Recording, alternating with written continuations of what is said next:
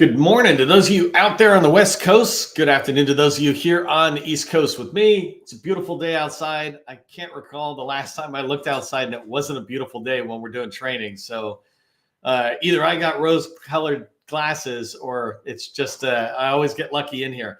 I'm happy to see people engaging in the chat. I appreciate that. I especially like it when you just come in and say good morning, remembering that this is your network and your community. I'll do the training, etc., but we're all kind of coming in at the same time. Make sure that when you put something into the chat, you're putting your company name and your core competency, 2 or 3 words, right? You don't want to put a whole pitch. First off, you're not trying to inform us. You're just trying to say hi. And you're trying to say, here's who we are. And really, you don't have to go into the sailing thing. This is a community. It's not a place where we come in and drive into it. So keep engaging in chat. I love to see that. And that's how we connect with each other.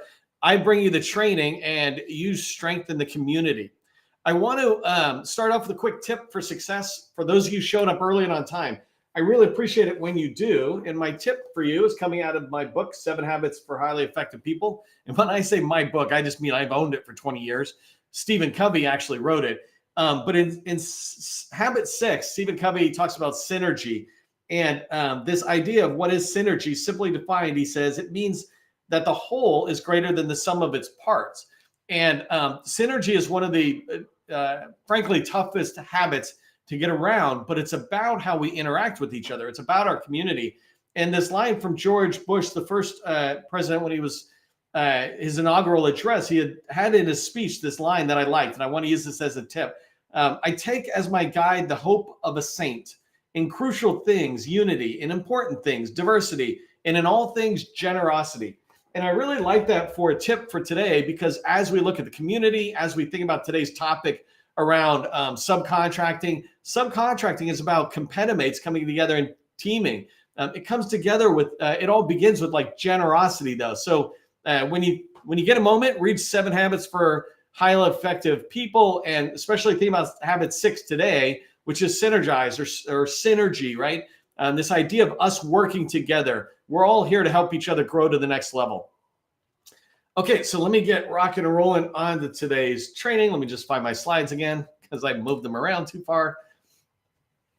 People often ask me why I should subcontract under another company, right? Why not just prime contract? I can just go right to the government and get a prime contract. Why should I subcontract under another company? That's a question I get asked a lot. And I want to share my strong belief that being a subcontractor is a great way to just pursue federal revenue. In particular, it's a great way to pursue opportunities that you just otherwise wouldn't have access to. And I'll explain that and I'll talk about that. Even billion-dollar firms are subcontractors on different things. And so you think about these billion-dollar firms like Leidos or Lockheed, Booz Allen, et cetera. They subcontract under other large businesses, and they subcontract under small businesses. Literally right now, one of the people in our community, right, they're going after an opportunity, and it's actually 2 or 3 smalls that are going after it, and they brought in Lockheed Martin. And Lockheed's like, no, this makes sense for us to sub. Can you imagine how powerful that team is with Lockheed in there? But why is I think it's literally the largest government contractor, Lockheed. Why would they value that? Right. And my whole point is not to tell you why, but to tell you if they value it, then it certainly is worth us thinking about it and valuing it. And I'm going to drive into some of the reasons why. I want to use another example of a company, a customer of mine that I worked with that had $150+ million contract that they won. And when they won it, they had Booz Allen and GDIT and Leidos on their team. Those were subcontractors. And again, I go back to reinforcing this. If it's good enough for the billion-dollar firms, if with them, all their experience and all their wisdom, see the right choice in subcontracting, then that should be enough. But if it's not, I'll talk to you. One last thing is I want you to remember to not, in general, right, in life and in business, don't let things happen to you. Make them happen. In particular, don't let subcontracting revenue happen to you. I want you to make it happen. And by making it happen, what I mean is having a strategic plan that you put in place for FY2025, right? We just started the new year for January. It's our new calendar year. For many of us, that's our fiscal year. Have a plan in place to go after subcontracting as revenue, in addition to any prime contracting you after. So today, as I talk about pursuing revenue as a subcontractor in 2025, FY2025, so fiscal year 2025 began October 1st. I'm going to cover down on these three sections. The first thing is I want to talk about the different ways you can make money in the federal market. So there's three federal revenue streams that I teach. We'll talk about that, make sure we're level setting on just understanding where subcontracting fits into that.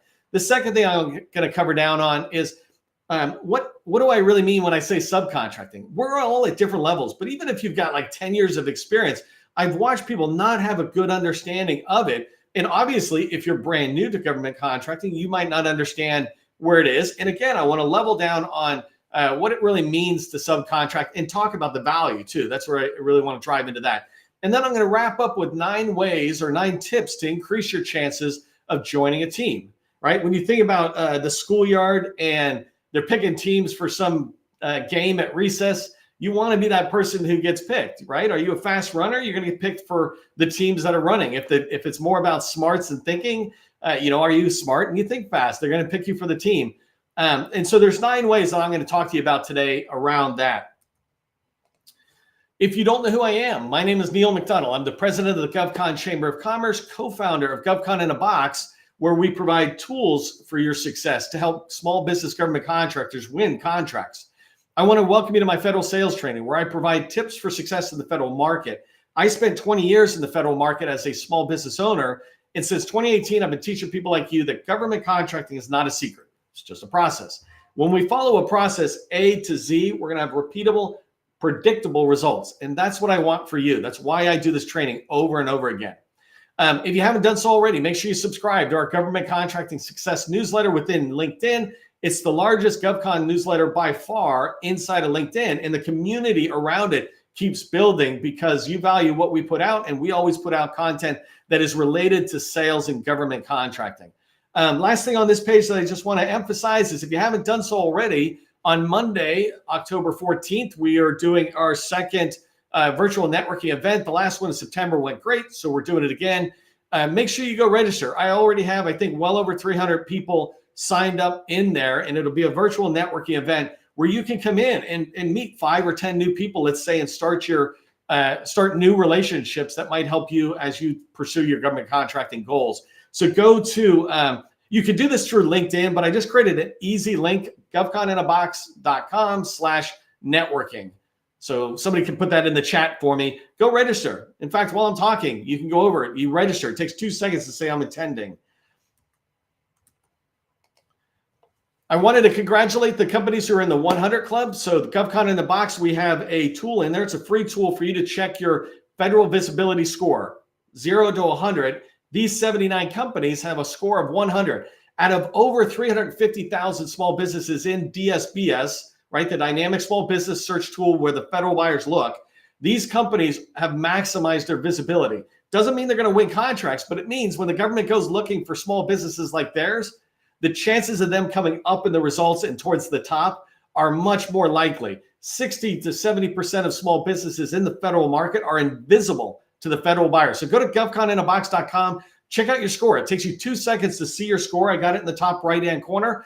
And then click on the score. When you do, you might have to sign up for a free membership, but it's just so that I only show the next bit of information to the companies that are clicking on it. And so when you click on your score, you'll see me provide exactly what you need to do for free to go fix that thing. And I put a little video in there for each tip. So go watch that, check it out, get your score up. Let's make more of our small businesses, in particular your small business, visible to federal buyers. Okay, so let's talk about the 3 ways to make money in the federal market, right? And I'm actually going to do something a little different for a second and just stop sharing my slides because these things I got so locked down into my head, and I just want to talk to you and not really read off the slides. But the whole idea of the federal market is that there's 3 revenue streams that I teach. And the order I teach them actually is when you get into government contracting, you're just getting started, start with number 1 and then work your way to 2 and 3. So the first revenue stream in the federal market is subcontracting under small businesses. The second revenue stream is prime contracting directly with a federal agency, a federal buyer. And the third revenue stream is subcontracting under a large business, right? Think Booz Allen or Lockheed Martin or something, right? Or Grumley, I think, for construction. So those are the three revenue streams. The reason I say that the small business subcontracting path or revenue stream is the easiest way and the way you get started with is because small businesses remember what it's like to be you. I was talking this morning to a company, a new friend, George. He and I were talking this morning, and he was talking about how they had just become 8A and they're small. He'd been around a little while, but he's a small business owner. And if I sat there and made an introduction, or if somebody else just called George up, George still remembers what it's like to go through DSBS or to get his 8A certification, to get his first contract, or get his first traction with a large, all these little things. And so when you call a small business and you're getting the owner or some of that senior leadership who's part of forming that company, these people have a lot of empathy. We have a lot of empathy, right? There's a reason I'm so good, or let me rephrase that. There's a reason I'm pretty good, right, at what I do. It's because I've been a small business owner. I know what you're going through because I've been through it myself. And so small business subcontracting, one of the reasons it's a great path, in particular for beginners, but for everybody, is that they're empathetic. They can remember. The second thing is they often are not experts at everything. So when I was building my last company, we were experts at Microsoft SharePoint. I just found companies that were doing stuff that was similar to that. They're like, oh, great. You can have all the SharePoint work and we'll continue to do this other stuff. But we will look good because, Neil, we're bringing your company in, right? And so subcontracting under smalls is the first path. Another thing to keep in mind about small business subcontracting is just how much revenue has gone to small businesses. And so let me share my slide really quick again. When you think about, and I've got it in number 2, I put it in different orders here for a second. But when you think about the amount of money that's out there that is going to opportunities that maybe you can't get access to, you want to build relationships, subcontract with people who've got these tags. So bullet number 2 here, where I have HubZone, woman-owned small business, SDVO, SB, and 8A. Look at the amount of money, right? HubZone's had $1.1 billion in set-aside contracts. That means if you weren't a HubZone, you didn't have access to that unless you subcontracted.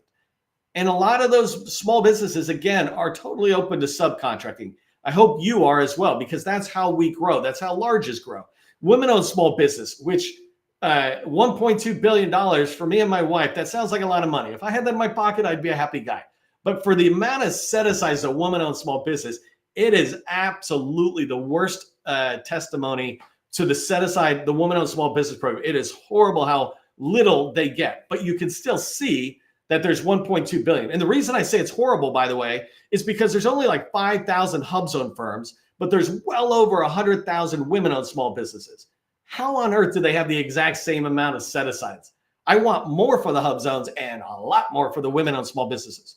And then SDVO is 9 billion and 8A is 14 billion. If you're not an SDVO, if you're not an 8A, then you're missing out on those channels. And so this is why when you look at your strategy and you're creating a strategy in the for 2025, you want to have a strategy for small business, and in particular going down even lower. How much are we going to get in subcontracting under 8A? We need relationships, and I'll talk about that in a minute. How much are we getting with SDVOs? Do we know any SDVOs since we are not one? That's a strategy. When you put it in place and say, where do I want to get the money? What do I need to do to get that revenue, right? I have to build relationships. I have to bring value, which I'll talk about in a minute. Okay, the second way that I say to get money in the federal market, the second way to get money in the federal market, second revenue stream, is prime contracting with federal agencies. The reason I say this is second after subcontracting with smalls is because agencies are open to working with small businesses. They're more open than a large business like Lockheed, right? Agencies are prepared to have opportunities coming in. Plus, it's the law, right? They need to sit there and figure out how to work with small businesses. So if you come in and you're a small business, you want to go after that. If you're a company doing 10, 20 million and you're still a small business, of course you're priming, right? And so that one I think makes sense to all of us. And the third way to make money in the federal market is subcontracting under large prime contractors. The reason I make that last is because they're very risk averse. They don't want to work with smalls who are going to cause problems to their contracts as they support their own federal customers, right? They need smalls who come in and bring maturity and strength, and they're able to be part of the team strongly. And so in the third slide, I'll show you that. I'll talk more about what they look for. And I've done a lot of videos where I talk about, I interview larges and say, what are you looking for? And they tell us exactly what they're looking for, so you can hear it from the horse's mouth. But so these are the three revenue streams, right? Small business subcontracting, prime contracting, and large business subcontracting. And by the way, as you think about large businesses that are out there, right? Let me just move to the next slide. I think I kind of covered down on this. Large businesses have this requirement. We're going to talk about this. But when we think about what it really means to subcontract, right? One of the first things I like to say, and if you haven't been to my trainings before, I say this a lot. These are my opinions based on a ton of experience, but some people come at it different angles. But the most important thing to remember about subcontracting is you're not prime contracting with an agency, so it's actually commercial business. This is a really important thing for 8As to remember as you're moving forward. Subcontracting is a form of commercial business. Your contract is with the other company. It's not with the government. Even though your end user is that government, it's still commercial. And the reason this is important, 8A companies have to balance the amount of 8A set-asides or direct awards they're getting, the percentage of that work with commercial or non-8A work. So it could be prime federal contracts that are not set aside to 8A. But it's really important to pay attention to the value in there. So the first thing I said about subcontracts is when you think about subcontracting, you're filling some of a federal contract. Let's just say, let's just use a large business so that we all kind of recognize it, right? Booz Allen is who I'm going to use for today. Let's say Booz Allen has a contract. They have a contract with the federal agency. It's a prime contract, and their job is to serve it. You're going to come in and fill a portion of that work. If you look at a performance work statement, the requirements of a contract, you'll see 10 task areas. You might fill one of those task areas, right? And so this idea of filling a specific task area that aligns to what your clear focused offer is. And so I put in here Defender as an example. There's somebody in our community does SharePoint. Actually, somebody might even be here today. But Defender was this huge $200 million contract, and it was around cybersecurity, right? So all this cybersecurity tool sets and services, et cetera. But then there was a SharePoint company, and I happen to know both of them were my customers at a time. And I brought them together saying, these guys don't just do SharePoint. They do business intelligence and dashboarding. They can make sense of all these cyber tools. And that was one of the government's pain points was, man, we have so many tools, we don't know what to do. And so this company was able to come in and handle a very specific subtask of a task area and go in. And so, you know, when you think about what is subcontracting, you're not taking the whole contract. You're not taking the whole need that the government has. You're filling one portion of it. Another way to think about what is subcontracting and why you might do it or how you might do it is when you think about all the relationships you're doing and you're out there working, trying to identify opportunities, but they come out on a contract vehicle you don't have. You know the opportunity.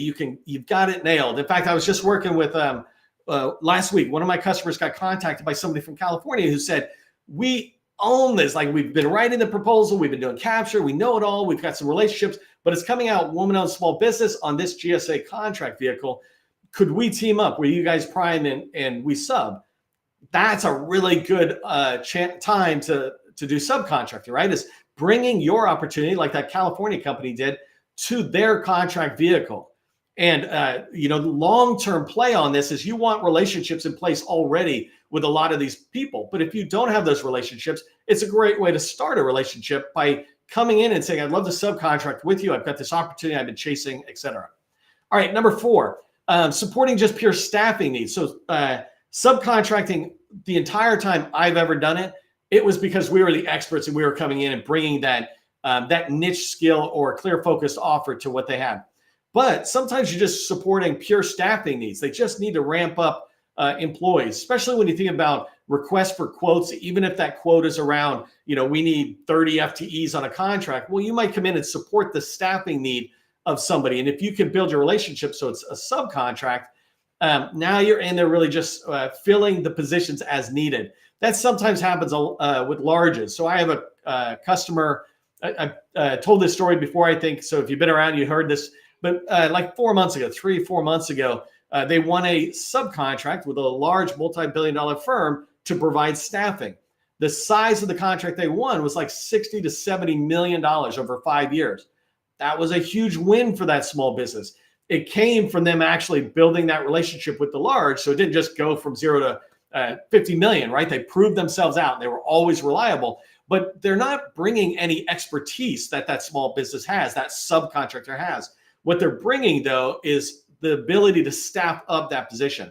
I supported Booz Allen at my last in my last business, and I had contracts with them, subcontracts with them on contracts where they would have to staff up 500 people inside of a year, right? And so we were there supporting that need as well. So as you grow, those are opportunities. By the way, just as a refresher, if you're brand new to government contracting, don't think you're going to make a ton of money really fast. If you do, congratulations, go scratch a lottery ticket, right? But the path is slow and steady. You will definitely make a lot of money if you do it right. But I'm not trying to tell you you're going to get rich overnight, and I'm not trying to let you be unrealistic. If you're newer to the game, go subcontract with companies doing 3 to 5 million. They probably have room in there, and they certainly have a willingness to meet and talk with other businesses that can help them grow as well. All right, fifth thing about what it means to really subcontract is you're filling a small business plan. And this is a thing to be careful with. Large prime contractors we say over $700,000, but forget about that. Large prime contractors, when they win contracts full and open, have to put in place something called a small business plan. Basically, the government says we need to be giving a fair amount of work to small businesses. But because I'm giving you billions of dollars, large business, we need to delegate the responsibility of pushing work out to smalls to you large. And so we want you to create a small business plan that says, how will you utilize small businesses, basically according to the same guidelines we, the federal agencies, follow. So an example is, or a generalization is, large prime contractors winning full and open contracts have to set aside about 30% to small businesses. It's a generalization. Here's the thing about it. Yes, that's an opportunity for subcontracting. But like my other customer who won that $60 million contract, you need to work up to that.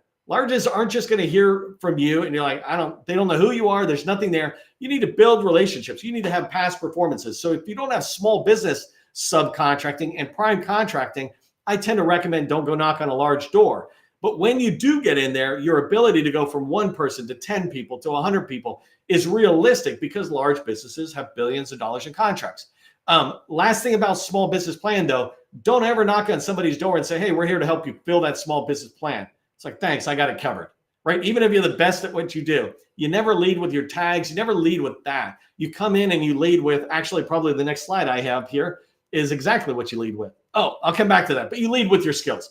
Hey, really quickly, before I move on to the last slide, just telling you again, on Monday, October 14th, we got another virtual networking event. I'd love to have you there. We have over 300 people already registered. Just go to govconinAbox/networking.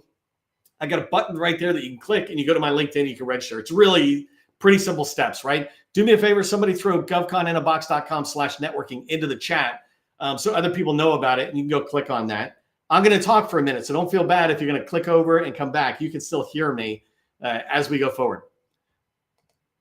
Okay, so let's talk about the ways you can increase the chances of joining a team, right? And this is a big deal because this is where I go back to what I said in the beginning of today's training. Government contracting is not a secret. It's just a process. When we follow a process, we have repeatable, predictable results. Building relationships, getting on teams, that's a process. You can lay out a process for that. I do lay out a process for this. I've done well over 500 trainings in the last couple of years, and all of them are around one way or another, building relationships, working together. And so here, I just want to give you some tips on increasing it. Thank you to those putting that link into the chat. I really appreciate that. All right, so first way, and by the way, these are in no particular order. The first way is having agency intimacy. And so what we mean by this is that you're inside of an agency, you're talking, you know them. Maybe you just started your company after you left the Army or after you left DHS or something, right? Or maybe you're in there because you've been going to enough events and you've been building enough relationships. You might not have a ton of business yet or something, but you understand the agency. Let's use, as an example, the Department of Commerce, right?